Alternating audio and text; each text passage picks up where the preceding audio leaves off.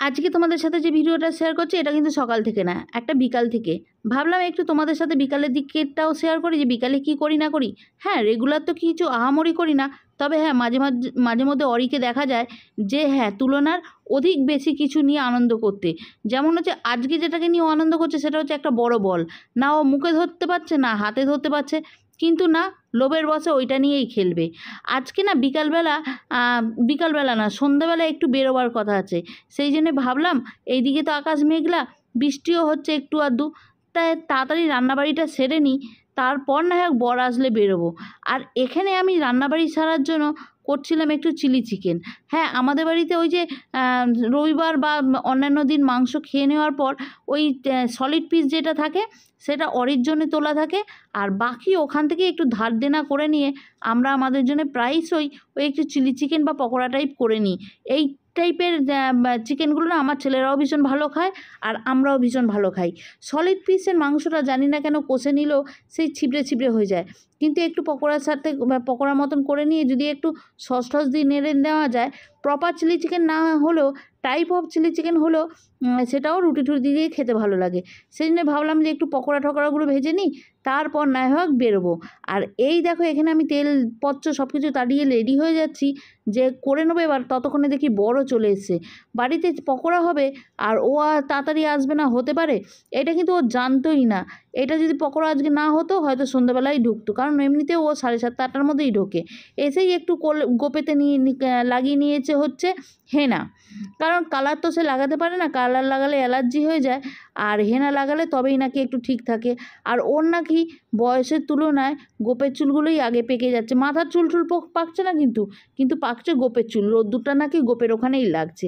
তা যাই হোক, আমি এখানে রান্নাবাড়ি এগিয়ে রাখছি, কারণ ওই যে বললাম সন্ধ্যাবেলা একটু বেরোবো, আর কোথাও বেরোলে না বাড়িতে এসে ইচ্ছে করে না যে আবার রান্নাবাড়ি করি বলে বা অন্য কিছু করি বলে। এখানে বর আমাকে জ্ঞান দিচ্ছিল, আর তোমাদেরকে আমি এখানে দেখাচ্ছিলাম যে দেখো ক্যামেরার সামনে আমি দাঁত খিঁচলো, ক্যামেরার পেছনে আমাকে কি পরিমাণে দাঁত খিঁচোয়। ওই যে বলেছি যে একটা জিনিস কিনবো আর সেই জিনিসটার দাম শুনে ও এরকম করছে। কারণ কি জিনিস কিনবো না কিনবো সেটা তোমাদেরকে বলছি একদম দোকানে বেরোবার সময়। আটা ফ্রিজে মাখা ছিল, তাই আটাটাকে একটু নরম করে নিয়েছিলাম, আর ওকে বলছিলাম তুমি একটুখানি চিপে চিপে এটাকে একটু ঠেসে দাও তো। আর এখানে 2 পিস পকোড়া নিয়েছি ছেলেদের সন্ধ্যেবেলা স্ন্যাক্স হিসাবে, যেহেতু আমরা বেরিয়ে যাবো একটুখানি দিয়ে যাই, না হলে টুকে টুকে এমনিতেই ওরা ফাঁকা করে দেবে।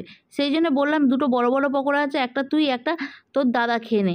আর এখান থেকে বড় পেছন দিক দিয়ে বলছে আমার জন্য একটু রাখবি, নাহলে কিন্তু তোদের পেট খারাপ করবে। এই দেখেছো বাবা ছেলের কত ভালোবাসা, কারণ ওই যে ওর জন্য দিইনি আর ও ওর থেকে কেড়ে খাবে। আমাকে না আমার ছেলেদের পেছনে যতটা না বেশি চিল্লাতে হয় তার থেকে বেশি চিল্লাতে হয় আমার বরের পেছনে, কারণ আমি কন্টিনিউ বলছি এবার তুমি তোমার গোপটা ধোও, আমাদের বেরোবার সময় হয়ে গেছে।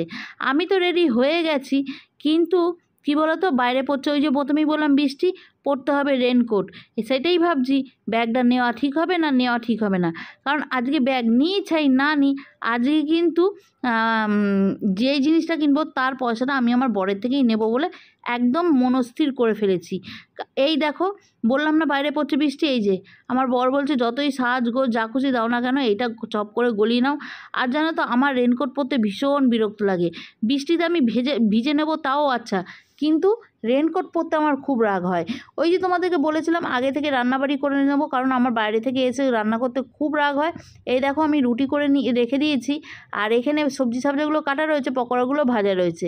ছেলেরা আর এই পকোড়ায় হাত দেবে না, কারণ ওই যে ওদেরকে আগে থেকে দিলাম, আগে থেকে যদি না দিতাম তবেই এটা সমস্যা হতো, তখন ওরা এখান থেকে কুটে কুটে খাওয়ার চেষ্টা করতো, আর যেহেতু দিয়ে দিয়েছি সেই জন্য আর ওরা হাত দেবে না। চলে এসেছি হচ্ছে বেহালা রঞ্জিতে। এই ব্লাউজের দোকানটা বেহালা চত্বরের মধ্যে কেউ চেনো না, বা ঠাকুরপুকুর জোকা এইসব অঞ্চলের মানুষ কেউ চেনো না সেটা হতে পারে না, কারণ বেহালার মধ্যে এই ব্লাউজের দোকানটা সব রকমের কালেকশান পাওয়া যায়। আর আজকে কিন্তু বৃহস্পতিবার, বেহালা খোলা থাকার কারণই না, কিন্তু হ্যাঁ বেহালা দেখি আজকে খোলা রয়েছে। এখানে আমাদের কথা হচ্ছে, আমার বর বলছে দেখো শাড়ি কিনবো আমি 500 টাকায়, ব্লাউজও কিনবো 600 টাকায়, সেটা কখনো হতে পারে?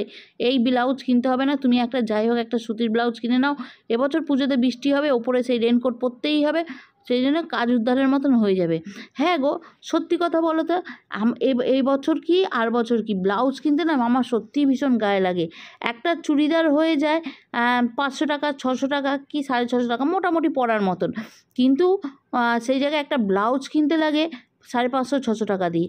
আর আমি তোমাদেরকে এখানে ঠ্যাং তুলে দেখালাম, এই দেখো রেনকোটের প্যান্টটা পরে রয়েছি, জামাটা খুলে দিচ্ছি কারণ বীভৎস গরম লাগছে, টিপটিপ করে বৃষ্টি পড়ছে, যেটুকু বৃষ্টি পড়ছে আমি অ্যাডজাস্ট করে নেবো।